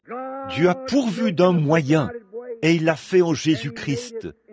Quand Jésus a gravi la colline de Golgotha, il était blessé, il saignait. La croix creusait un sillage sous les empreintes de pas ensanglantés, alors qu'il gravissait la colline. Il l'a gravi, a rendu un témoignage public. Il a été blessé pour nos transgressions. C'est par ses meurtrissures que nous avons été guéris. Il est mort et est monté en haut. Le croyez-vous? Et il a renvoyé des dons spirituels à l'Église. Il a pourvu d'un moyen. Et cette joie que nous avons dans nos cœurs maintenant, ce n'est que la compte, le gage de ce qu'il en sera quand nous serons entièrement rachetés. Et cette guérison divine que nous avons maintenant, c'est le gage de la rédemption de notre corps. Nous sommes rachetés. Dieu a pourvu du sacrifice. Je dois m'arrêter, mes amis, parce que les gens se lèvent et sortent. L'autre jour, j'ai dit à ma femme, j'ai prêché d'environ, je ne sais pas combien de nations différentes, dans toutes les villes des États-Unis, et le seul endroit où les gens se lèvent et sortent pendant que je prêche, c'est à Louisville, dans le Kentucky. C'est vrai, chez moi, vous voyez, c'est le seul endroit où j'ai vu ça. Si quelqu'un dans le bâtiment a déjà été avec moi dans des réunions ailleurs et qu'il a remarqué cela, qu'il lève la main. Certainement, partout ailleurs, cela ne m'est jamais arrivé nulle part, de toute ma vie, sauf ici, chez moi, à Louisville, dans le Kentucky. Les gens se lèvent et sortent. Quand on se met à placer l'évangile exactement sur la ligne de coupe, ils le font. Ça ne m'est jamais arrivé nulle part ailleurs, partout où je suis allé dans le monde, même en Afrique, partout ailleurs, en Suède, en Norvège, où des dizaines de milliers de personnes étaient assises. À mon humble avis, je n'ai jamais vu quelqu'un partir, pas une seule fois, se lever et sortir pendant la prédication. C'est juste ici. Vous voyez, mes amis, cette semaine, je me suis battu, corps et âme, pour essayer de convaincre certaines personnes de ce que les paroles de Jésus-Christ, quelles qu'elles soient, doivent être vraies. Il a dit, un prophète n'est méprisé que parmi les siens, dans sa région. Et c'est tout à fait vrai. Ils ne veulent pas du tout accepter cela. Je ne sais pas pourquoi. Jésus l'a dit, un point c'est tout. Je connais des gens partout dans le pays qui seraient presque prêts à mourir pour moi. Ils m'aiment. Mais en règle générale, c'est la parole de Dieu, et Dieu doit tenir sa parole pour pouvoir être Dieu. C'est vrai. Et tous ceux qui ont déjà assisté aux réunions, ailleurs qu'ici, nous avons eu ici le plus petit nombre de signes et de miracles qui se soient produits de toutes les séries de réunions que j'ai jamais vues de cette durée. D'habitude, il y a des aveugles, des sourds, des muets, des estropiés et tout, des fauteuils roulants empilés dans un coin, des gens qui se déplacent, des lits de camp et des brancards. Et pour autant que je sache, il n'y a eu que les 2 personnes qui sont assises ici. J'ai vu l'une des 2 auparavant, ce garçon-ci qui est assis là. J'ai vu le Saint-Esprit suspendu là, au-dessus de lui l'autre soir. Il est venu tout près. J'aurais pu prononcer sa guérison. Et juste au moment où avant la fin de la prédication, mais j'ai vu cela s'éloigner de lui et commencer quelque chose à traverser l'endroit où il était. Et cela l'en a privé. C'est la seule personne que j'ai vue qui était affligée d'une manière quelconque, à part quelques personnes sourdes ou quelques-uns qui sont venus sur l'estrade dont on m'a parlé. Je ne sais pas. Mais voilà, c'est cela. C'est chez soi. C'est parmi les siens. Maintenant, à mes bons amis, Monsieur Max Padin, Monsieur McDowell, et à ceux qui sont assis dans ce bâtiment ce soir, ceux à qui j'ai essayé d'en parler, et vous, les gens de Jeffersonville, vous qui êtes du tabernacle, voyez-vous de quoi je parle? On ne peut pas changer la parole de Dieu.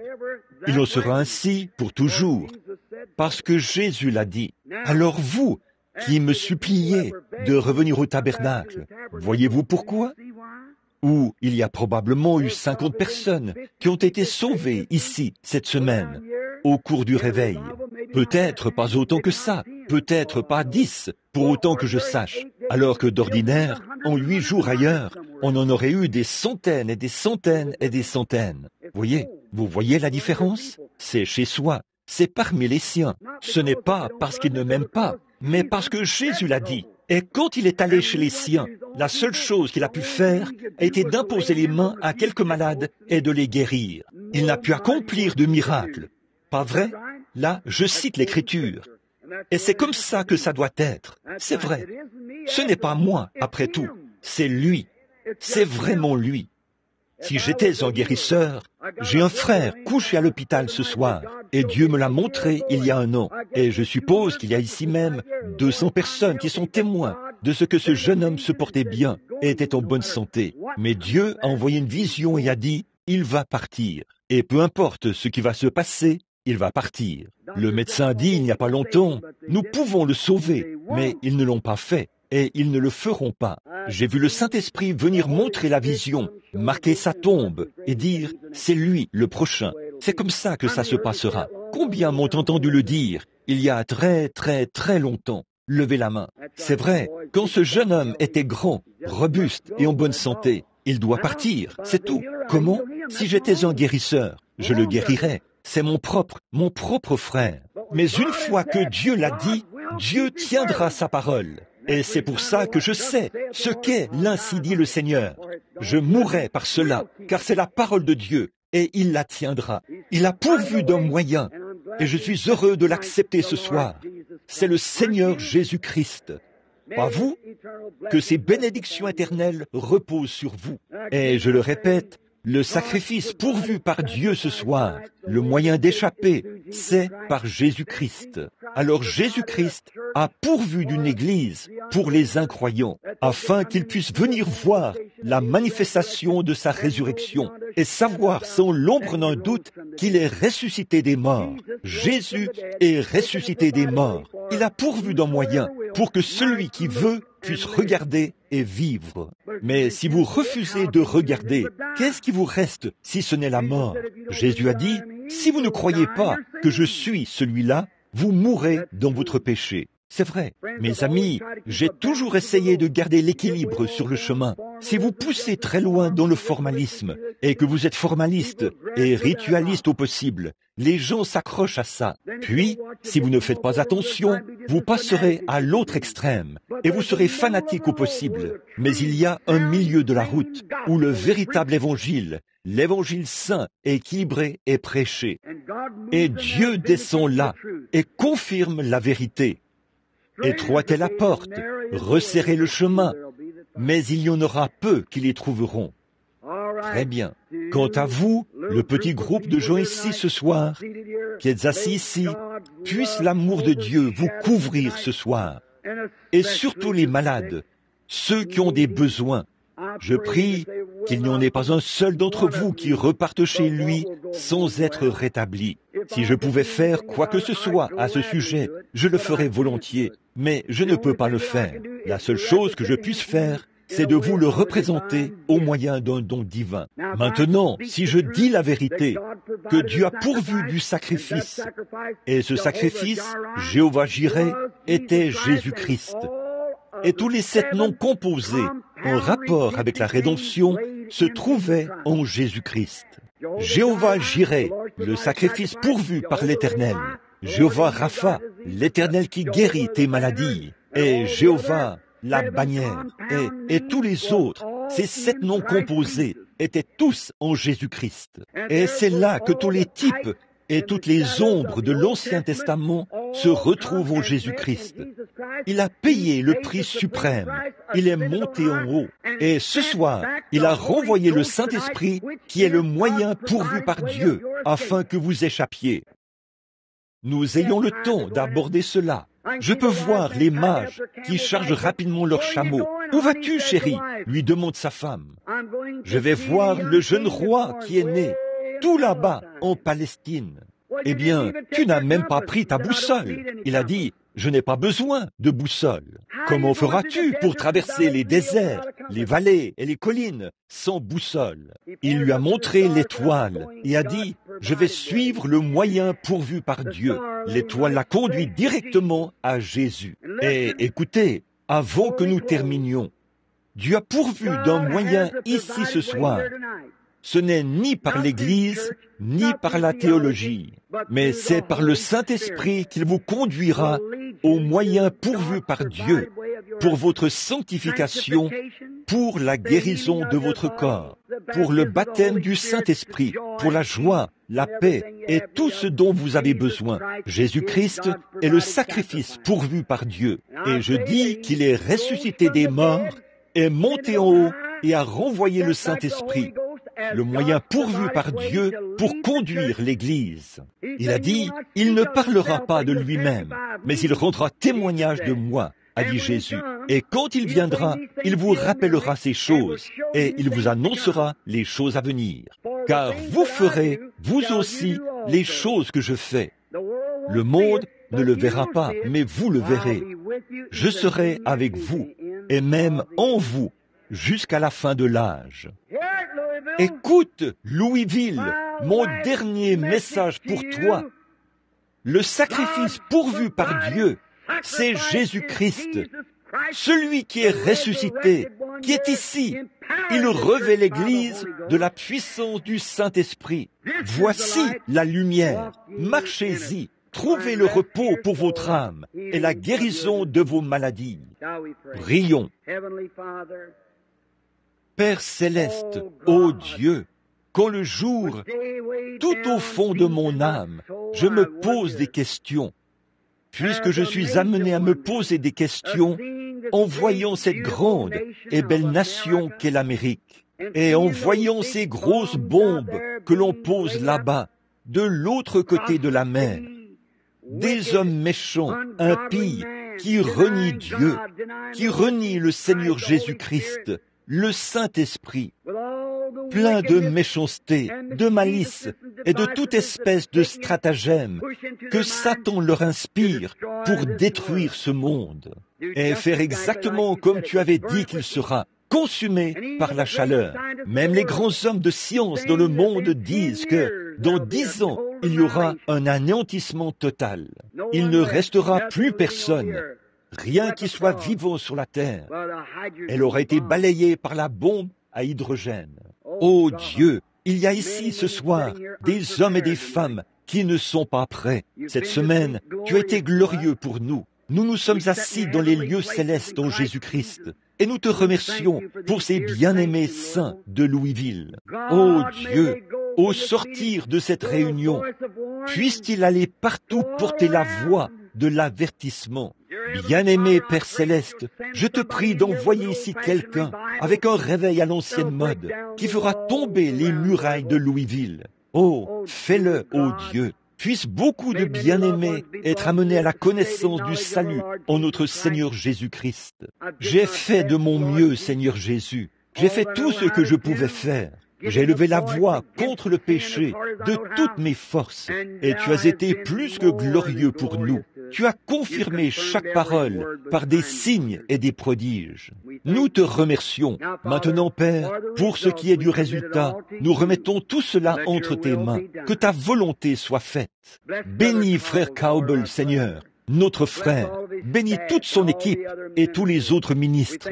Nous pensons aux petits frères d'Urban d'ici et à ces autres frères de la région ici qui sont de braves frères.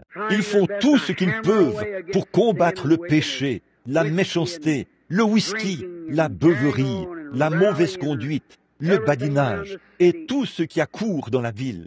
Ils essayent de donner la voix de l'avertissement. Ô Dieu, bénis ces hommes et oins-les du Saint-Esprit. Accorde-le, Seigneur. Puisse-il être de bons intendants et avoir un franc succès alors qu'ils appellent les gens à passer des ténèbres à cette merveilleuse lumière.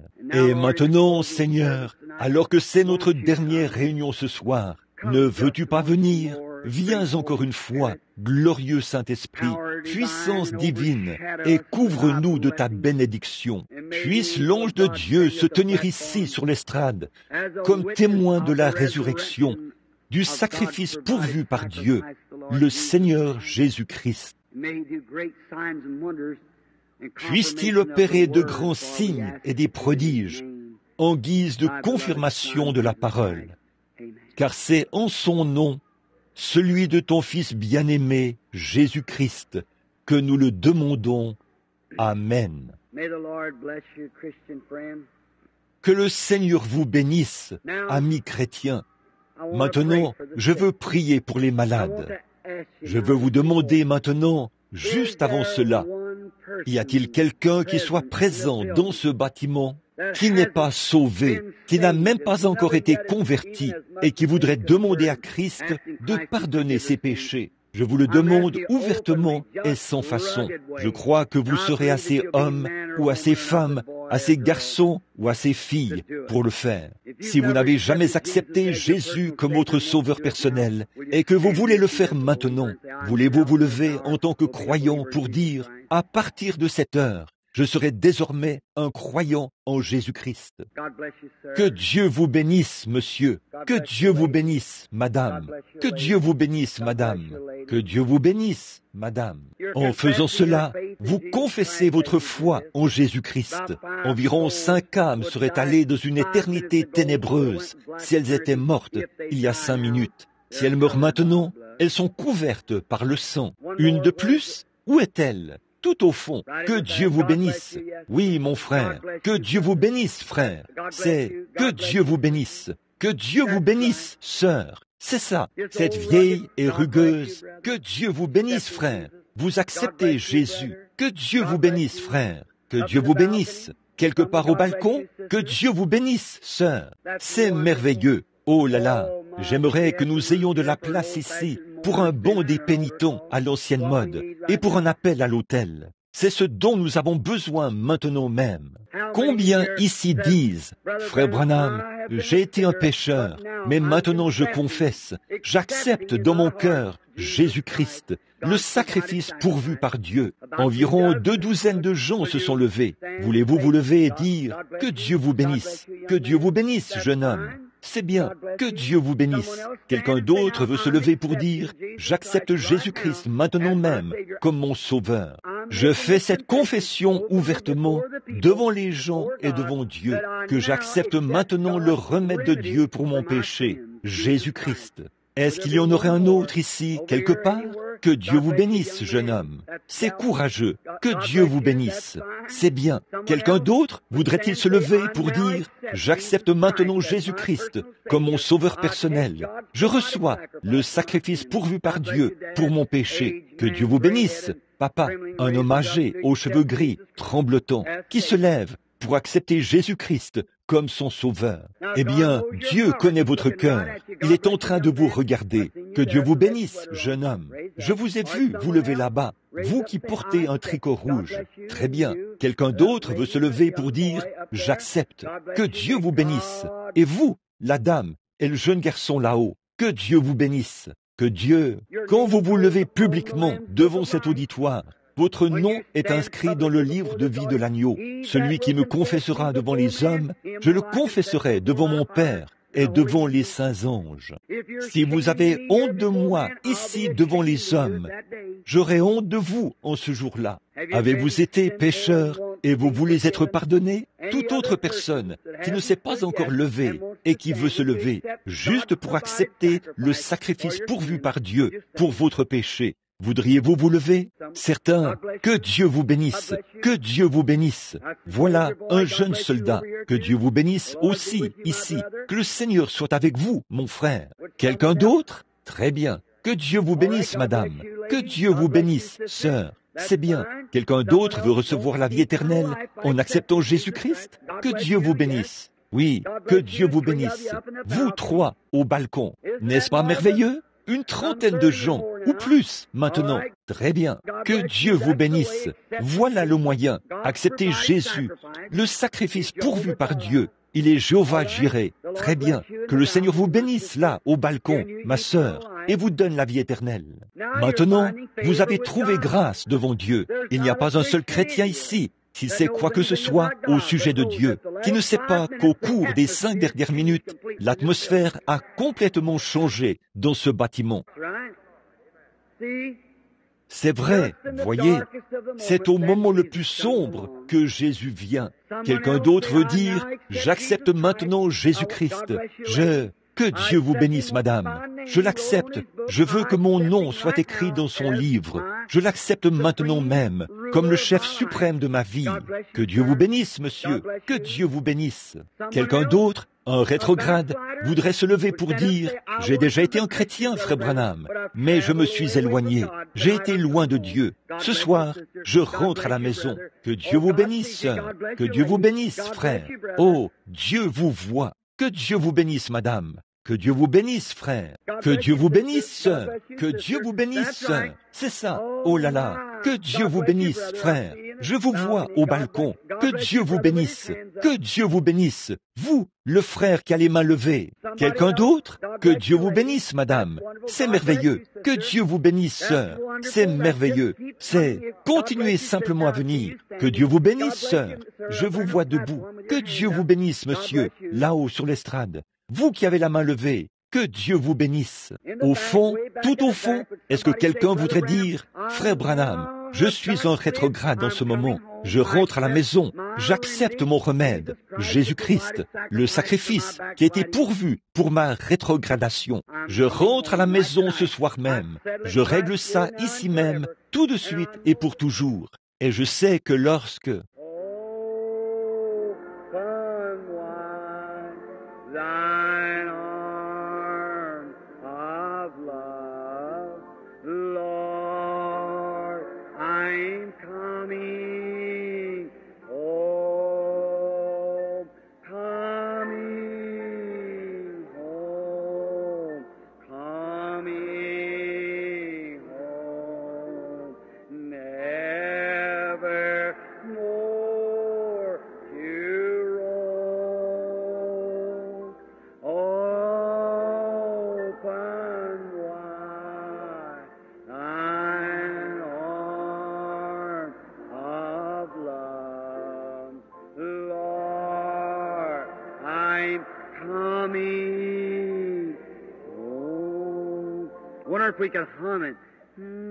Je me demande si nous pourrions le fredonner.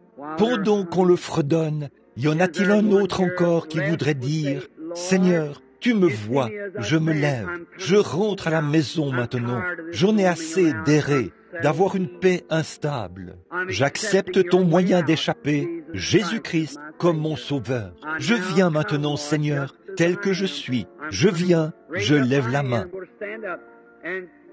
Je vais me lever pour que tu vois, tout comme cet auditoire, que je crois maintenant et que je rentre à la maison. Que Dieu vous bénisse, sœur.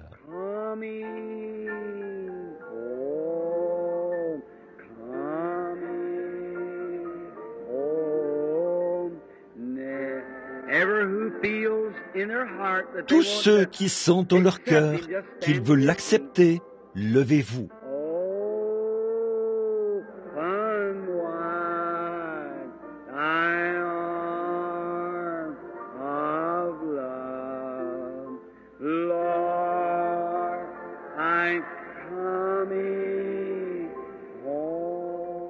Continuez de jouer, si vous le voulez bien, ma sœur. Je vais vous demander quelque chose maintenant. Vous tous qui vous êtes levés, je veux que vous vous mettiez debout pendant que je prie pour vous. Que toutes les personnes qui se sont levées se lèvent de nouveau, juste quelques instants. Levez-vous tout simplement partout dans le bâtiment. Que tous ceux qui se sont levés se lèvent de nouveau, partout, au balcon et partout, afin que nous puissions prier. C'est ça, c'est ça. Vous tous qui vous êtes levés, vous qui vous êtes levés il y a quelques instants, et s'il y en a d'autres qui veulent se lever comme eux pour accepter Christ, veuillez vous lever maintenant. Que Dieu vous bénisse. Courbons la tête maintenant. Bienveillant Père Céleste, ceux-ci viennent maintenant en tant que tes enfants. Ils sont déjà venus. Dès l'instant où le Saint-Esprit a parlé à leur âme, ils se sont levés et t'ont accepté, et tu leur as donné la vie éternelle. Ô Dieu, bénis-les, marche avec eux tout au long de la vie, Père.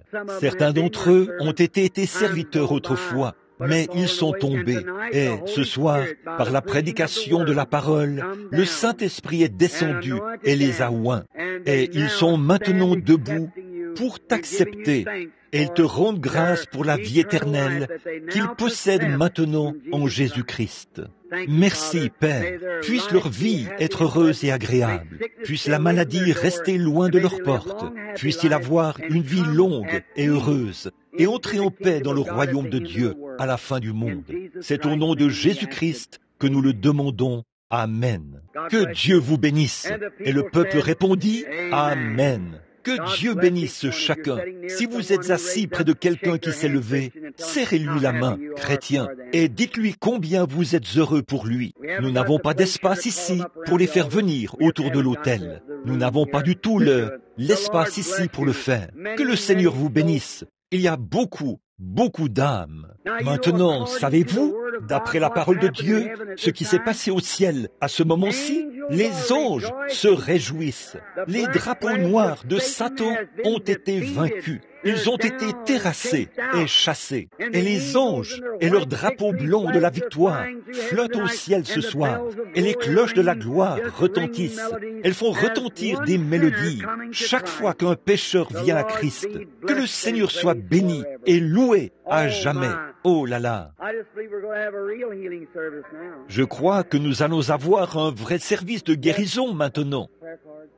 Oui? Quoi? Des cartes de prière?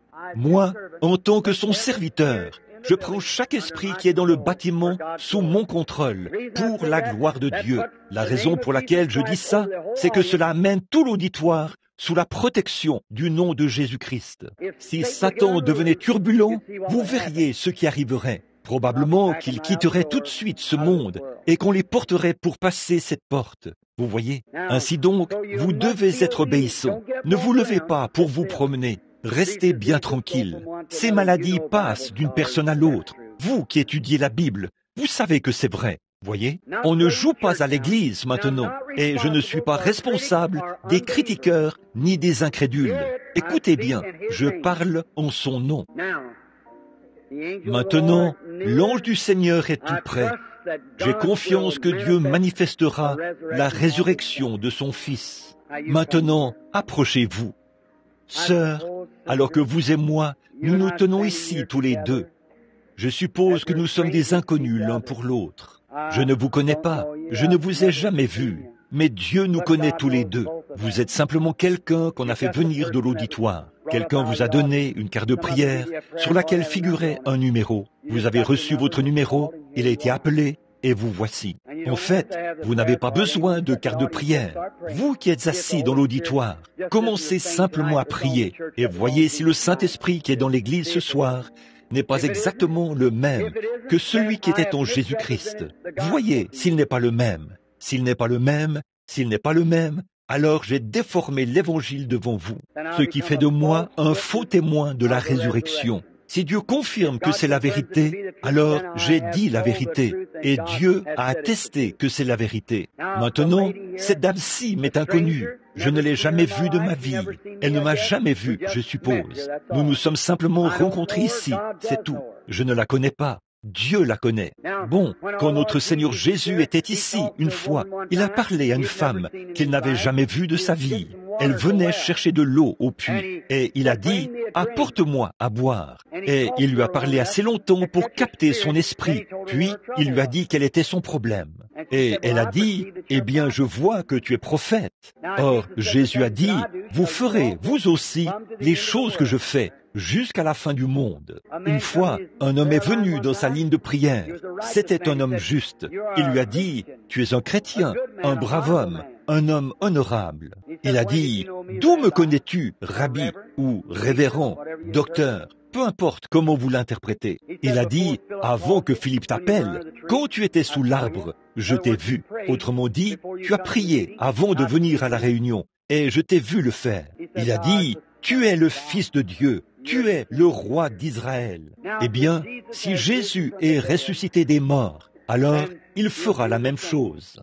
Maintenant, vous, dans l'auditoire, il est ici maintenant, l'ange du Seigneur. Vous en êtes maintenant conscient qu'il s'est passé quelque chose à cet instant précis. N'est-ce pas vrai? C'est vrai, il est ici. Maintenant, quant à vous guérir, ça, je ne le peux pas. Vous ne pourriez pas cacher votre vie, car vous n'êtes pas en présence de votre frère, mais en sa présence à lui. N'est-ce pas la vérité? Et vous le croyez de tout votre cœur. Et vous croyez que Dieu nous a envoyés ici pour essayer de vous aider. En plus d'être vous-même malade, vous avez un bien-aimé qui est malade. C'est votre mari. Il a une hernie, n'est-ce pas? Oui, vous êtes tous les deux guéris. Vous pouvez rentrer chez vous maintenant. Que Dieu soit avec vous et qu'il vous bénisse. Que Dieu vous bénisse, sœur. Une foi toute simple a touché et guéri cette femme. Venez. Bonsoir, sœur. Je suppose que nous sommes des inconnus l'un pour l'autre. Nous ne nous connaissons pas. Bon, je ne suis que votre frère. C'est pour votre bébé, c'est pour ça que vous êtes ici. Une ombre noire est suspendue au-dessus de ce bébé. Sa maladie est incurable, d'après les médecins. Croyez-vous qu'il me révélera ce qui ne va pas chez le bébé? Vous croyez cela de tout votre cœur? Il y a eu une sorte d'expérience faite à l'hôpital.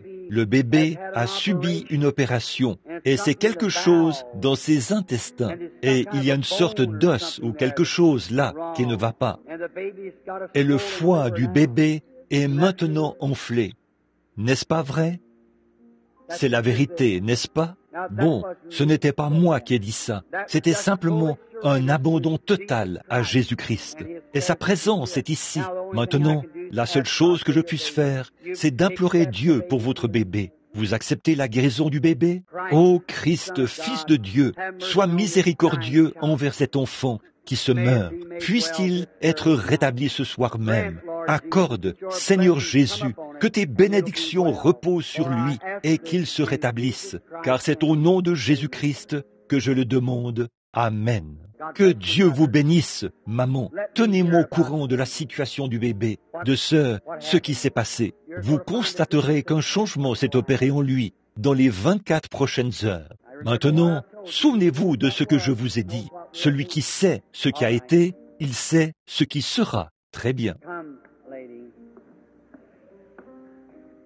Venez, madame. Vous croyez de tout votre cœur? Vous croyez que le Seigneur Jésus-Christ est ici pour guérir et rétablir? Vous croyez que je suis son serviteur? Vous êtes consciente que vous êtes dans la présence de quelque chose d'autre que l'homme. C'est son esprit. Il se peut que l'auditoire ne comprenne pas ceci, mais observez l'expression du visage du patient lorsqu'il s'approche d'ici. Ce n'est pas parce que c'est moi. Je n'ai rien à voir là-dedans. Je ne suis qu'une voix. Mais cette femme-ci, ou qui que ce soit d'autre, comprend et reconnaît qu'il y a quelque chose de surnaturel ici. Et vous pouvez considérer cela comme un miracle. Qu'est-ce qu'un miracle? Quelque chose d'incompris.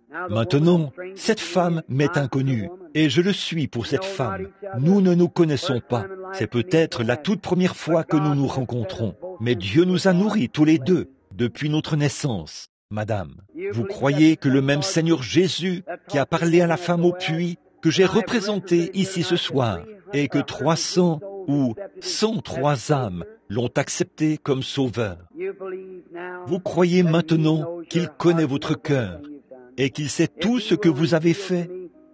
S'il me révèle l'objet de votre requête en ce moment, l'accepterez-vous? Une névrose, pas vrai? Vous me croyez maintenant? Bon, voici autre chose. Vous êtes préoccupé par un bien-aimé. C'est un garçon. Et ce garçon souffre du cœur. Et il est membre d'une église ici, à Louisville, une église baptiste. Allez, que le Seigneur Jésus vous bénisse et vous accorde ce que votre cœur désire. Amen. Soyez respectueux, acceptez, croyez. Maintenant, je vois une dame de couleur, assise en train de prier. Elle a un problème de rein. Vous ne l'avez plus maintenant, madame. Votre foi vous a guéri. Levez-vous. Que Dieu vous bénisse. Croyez simplement de tout votre cœur et cela vous sera accordé. New Testament religion. Amen.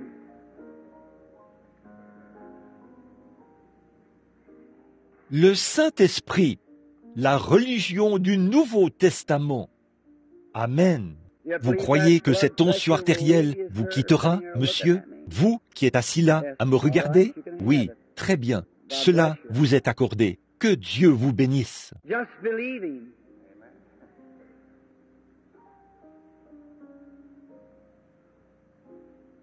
Croyez simplement en lui. Ayez la foi, sœur. Vous qui êtes assise là et qui regardez par ici tout en priant, il y a quelque chose qui ne va pas avec votre gorge, n'est-ce pas? Vous qui êtes assise là, juste derrière cette petite fille, vous croyez que Dieu va vous rétablir? Vous, la petite dame qui est assise ici, vous êtes assise là et vous priez pour que je vous dise quelque chose. Je sais que c'est une affection de la gorge. Vous n'avez pas besoin de quart de prière. Vous avez simplement besoin de ce que vous avez, la foi. Acceptez-vous votre guérison maintenant? Que Dieu vous bénisse. Rentrez chez vous et soyez rétablis maintenant. Amen. Ayez la foi. Croyez de tout votre cœur. Jésus-Christ l'accomplira. Oh, je l'aime. Pas vous? Très bien. Venez, monsieur. Ayez foi en Dieu. Croyez de tout votre cœur. Dieu l'accomplira. Bonsoir, monsieur. Étiez-vous de ceux qui se sont levés il y a quelques minutes? Je vois qu'il y a encore de la lumière autour de vous. Vous avez accepté Christ comme votre sauveur personnel. Vous souffrez de nervosité. N'est-ce pas vrai? Vous aviez une mauvaise habitude. Fumer. Dieu ne veut pas que vous fassiez cela. Ça fait du mal à vos nerfs. Et c'est ce qui vous amène à le faire. C'est la vérité, n'est-ce pas? Vous voulez vaincre cela. Vous abandonnez la cigarette. Vous abandonnez tout. Jésus-Christ a déjà touché votre corps. Vous allez vous rétablir et le servir. Vous croyez maintenant? Afin que vous reconnaissiez ceci. Vous n'êtes pas de cette ville. Vous venez de l'extérieur de la ville, n'est-ce pas? Vous venez de l'Indiana. Vous avez traversé la rivière. Vous venez d'une ville qui s'appelle Greensburg, ou quelque chose comme ça, dans l'Indiana. Pas vrai? Maintenant, tout va bien pour vous. Oui. Maintenant, vous pouvez rentrer chez vous et être en bonne santé. Que Dieu vous bénisse. Que l'auditoire soit respectueux. Soyez en prière. Attendez-vous à ce que Dieu bénisse et guérisse. Amen. Ayez foi en Dieu. Vous qui êtes assise là, la dame qui a le doigt levé comme ceci, qui souffre de... Croyez-vous que Dieu va vous guérir de cette hypotension que vous avez? Le croyez-vous? Oui. Vous croyez qu'il existe? Alors, levez-vous et acceptez votre guérison. Cela va vous quitter et vous pourrez rentrer chez vous et être en bonne santé. Vous dites, qu'est-ce qui a fait cela? Le même Jésus-Christ qui s'est tourné vers la femme qui avait la perte de sang et a dit, ta foi t'a sauvé. Il a dit qu'il sait toutes choses et qu'il les révèle selon son bon vouloir. Très bien. Amenez votre passion. Ayez la foi. Bonsoir, monsieur. Croyez-vous que je suis son serviteur? Vous croyez que vous êtes dans sa présence, non pas celle de votre frère, mais vous êtes conscient qu'il se passe quelque chose? Quelqu'un a dit à l'instant que je lisais dans votre pensée. C'est faux. Jésus-Christ connaissait leurs pensées. Pas vrai? Les gens ne pensent pas à leurs péchés et aux choses qu'ils ont faites. C'est le Saint-Esprit. Très bien, monsieur. Regardez par ici et croyez. Sommes-nous des inconnus l'un pour l'autre? Nous ne nous connaissons pas.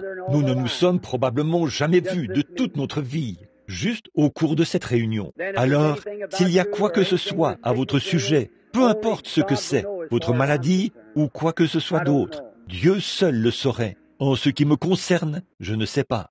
Mais je vois qu'on vous transporte à l'hôpital. Vous venez juste de quitter un hôpital. Il y a quelque chose qui ne va pas dans le sang. Les globules sanguins se brisent, ou quelque chose comme ça. Et vous avez je vous vois dans un lit, et quelque chose est suspendu près de vous. C'est quelque chose qui tombe goutte à... C'est du sang. Je vois 1, 2, 3, 4, 5, 6, 7 transfusions sanguines que vous venez de recevoir. Est-ce vrai? C'est la vérité. Votre femme est malade. Elle souffre d'arthrite et de problèmes de foie. Pas vrai? Et vous n'êtes pas de cette ville. Vous venez d'un endroit sur le bord de la rivière, en amont, de Cincinnati, dans l'Ohio. Vous vous appelez Berghaus. Vos initiales sont R.P. Rentrez chez vous et soyez en bonne santé. Jésus-Christ vous a guéri. Ayez foi en Dieu. Lui dire son nom. Jésus-Christ n'a-t-il pas dit à Pierre, « Tu es Pierre ?» Maintenant, soyez respectueux, mes amis. Les visions affaiblissent tellement. Vous avez assisté aux réunions cette semaine et vous savez de quoi je parle. Ayez simplement foi en Dieu. Croyez.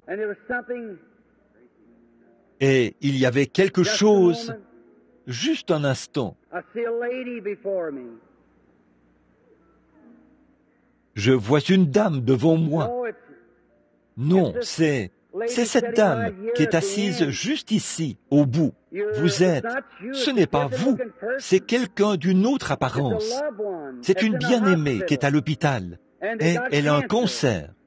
C'est une dame, elle est mourante. C'est votre belle-sœur, pas vrai? Si c'est vrai, levez-vous maintenant et acceptez la guérison pour votre belle-sœur qui est à l'hôpital. Le Seigneur Jésus-Christ qui sait tout cela. Très bien, sœur, vous qui êtes en train de taper des mains et de vous réjouir. Il y avait quelque chose qui n'allait pas avec vos mains, n'est-ce pas? Très bien. Elles sont guéries maintenant et vous pouvez rentrer chez vous. Et vous qui êtes assise là, à côté d'elle, vous aviez des calculs biliaires, n'est-ce pas, madame? Vous qui êtes assise là, levez-vous. Vous aussi, vous pouvez rentrer chez vous et être rétablis. Cela vous quitte au nom du Seigneur Jésus-Christ. Croyez seulement. Tout est possible à ceux qui croient. Ayez foi en Dieu. Amenez la dame.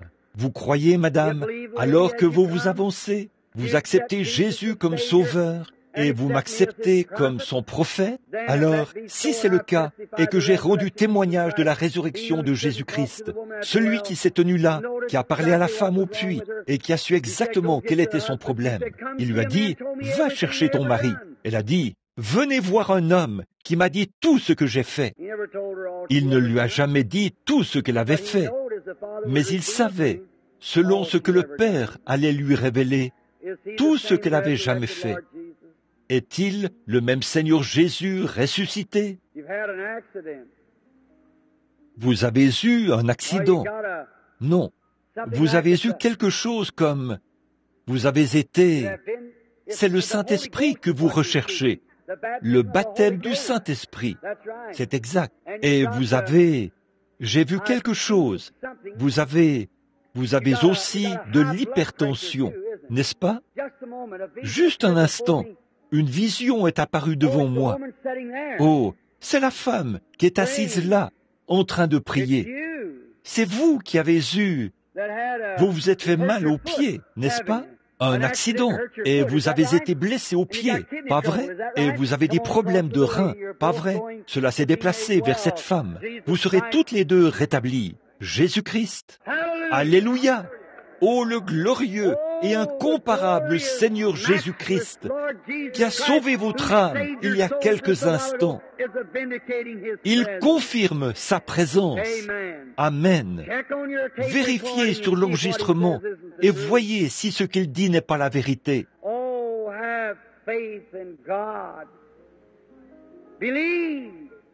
Oh, ayez foi en Dieu. Croyez.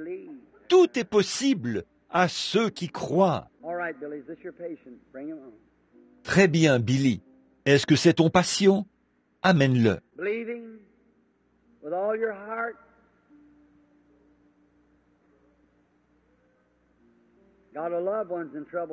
Croyez-vous de tout votre cœur? Vous avez un bien-aimé qui a aussi des ennuis, n'est-ce pas? Lui non plus, il n'est pas d'ici, de cette ville. Il a une sorte de spasme. C'est un genre de danse de Saint-Guy, pas vrai? Il habite dans une ville où coule un fleuve. C'est une grande ville bordée d'un fleuve. Et il y a beaucoup de bruit. C'est Saint-Louis, pas vrai? C'est exact. Et vous avez un autre parent. C'est une sœur, ou quelque chose comme ça. Et elle vient d'une région où il y a des collines, des arbres toujours verts.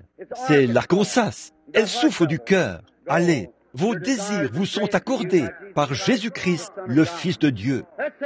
Disons, loué soit le Seigneur Jésus-Christ, celui qui est ressuscité, celui qui vient du calvaire. Soyez respectueux, ne vous déplacez pas. Juste un instant, nous terminerons dans quelques instants. Ne vous déplacez pas comme ça, ça crée des interférences. Ici ce soir, j'observe. Soyez respectueux. Que la dame s'avance. Croyez-vous que vous pourriez vous rétablir par la foi et que cette tumeur pourrait vous quitter sans que vous soyez opéré?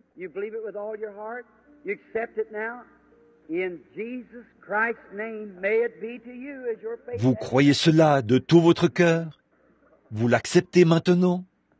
Au nom de Jésus-Christ, qu'il vous soit fait comme votre foi l'a déclaré. Amen. Monsieur, vous qui êtes assis là, avec la cravate rouge, vous souffrez d'une hernie.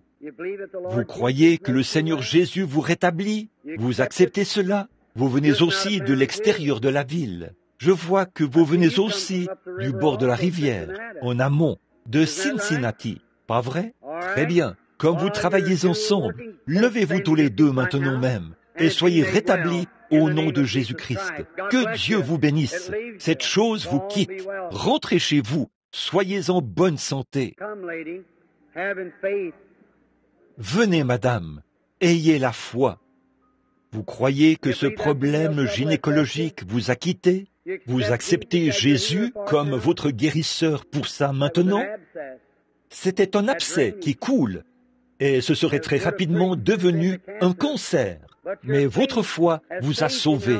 Maintenant, allez, donnez la louange à Dieu pour cela, et tout ce que vous demanderez vous sera accordé. Venez, monsieur, croyez de toute votre âme. Si Dieu révèle votre problème, accepterez-vous votre guérison? Vous souffrez du cœur, pas vrai? Vous croyez qu'il vous guérit maintenant? Alors, il le fait. Votre foi vous guérit. Allez, et ayez la paix de Dieu. Venez, madame. Vous croyez que Dieu guérira ce bébé alors que je traverse l'estrade? Il a des problèmes de reins. Allez maintenant. Jésus-Christ guérit ce petit garçon au nom de Jésus-Christ. Amen. Vous étiez nerveuse. Cela vous a quitté, vous aussi. Que Dieu soit avec vous. Have faith in God.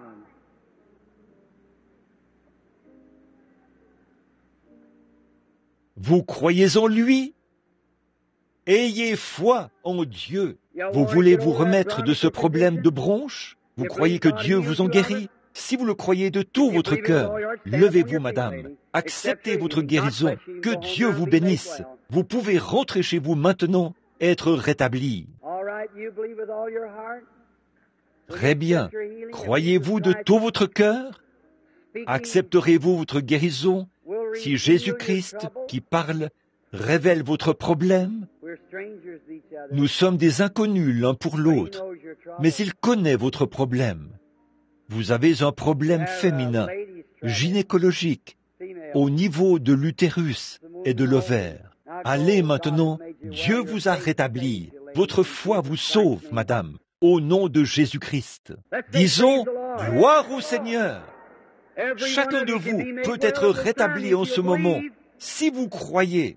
Maintenant, madame, levez-vous là où vous êtes. Regardez par ici. Tout cet auditoire, un grand pourcentage de ces gens souffrent de nervosité. Parfois, vous avez l'impression que vous allez perdre la tête. N'est-ce pas? Vous devenez tellement nerveuse. Récemment, vous avez laissé tomber quelque chose. C'était un plat ou quelque chose que vous teniez en marchant. Mais maintenant, Jésus-Christ vous en a guéri et vous en êtes conscient. Alors, continuez votre chemin et réjouissez-vous. Maintenant, au nom de Jésus, le Fils de Dieu, je défie chaque croyant ici de croire que ceci est la vérité. Le croyez-vous? Eh bien, dans ce cas, si ceci est la vérité confirmée de Dieu, écoutez-moi.